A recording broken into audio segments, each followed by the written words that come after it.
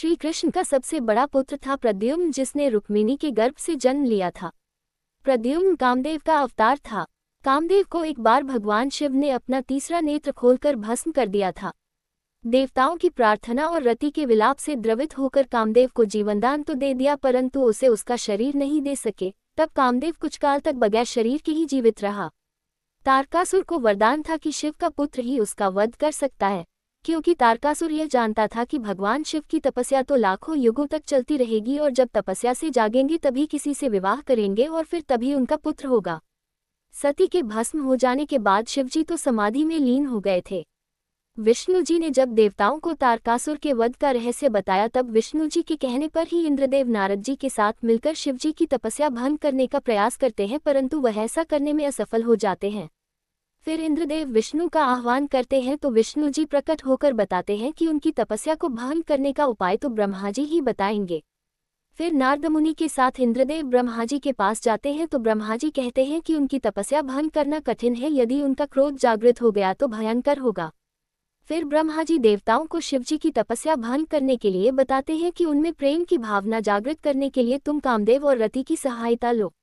रति इस कार्य के लिए शिवजी के डर से कामदेव को मना कर देती है और कहती है कि मैं तो केवल अपने सुहाग के प्राणों की सुरक्षा चाहती हूँ, परंतु कामदेव उन्हें लोक कल्याण का वास्ता देकर मना लेते हैं। तब कामदेव इंद्र से कहते हैं कि हमारी सुरक्षा का आश्वासन कौन देगा। इस पर सभी देवता चुप रह जाते हैं। तब ये सुनकर रति कहती है कि सुरक्षा का आश्वासन केवल माता पार्वती ही हमें दे सकती हैं। तब कामदेव पूछते हैं वो कैसे देवी। रति कहती है कि हम शिवजी के मन में प्रेम की भावना जगाना चाहते हैं ना। आप तो सभी जानते हैं कि हिमालय पर्वत की कन्या देवी पार्वती पूर्व जन्म में शिवजी की पत्नी थी। इस जन्म में वे शिवजी को प्राप्त करने के लिए तपस्या कर रही हैं।